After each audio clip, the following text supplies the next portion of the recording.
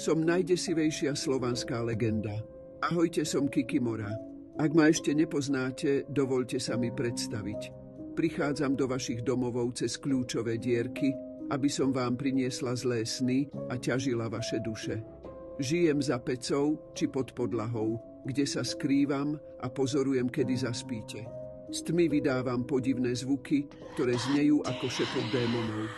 Keď zaspíte, prichádza môj čas.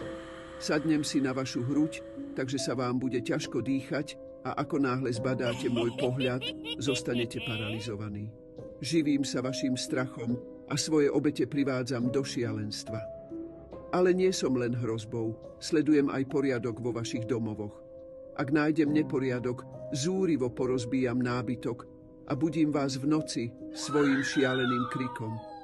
Ale ak je váš dom čistý a uprataný, možno vám dokonca pomôžem s prácami, hoci len na chvíľu, než sa opäť vrátim k svojmu pravému poslaniu. Cez noc prechádzam z miestnosti do miestnosti cez kľúčové dierky. Starí Slovania verili, že ak utesnia dierky v zámkoch alebo tam nechajú kľúče, tak ku ním neprejdem. No ani to ma nezastaví. Vždy si nájdem cestu k vašim snom. Pre deti som zvlášť desivá. Rodičia ich varujú, aby sa mi nepozerali do očí, lebo ak ma uvidia, ich strach sa len prehlbí. Môžem sa ukryť v tmavých zákutiach, v skriniach a truhliciach, kde na ne čakám.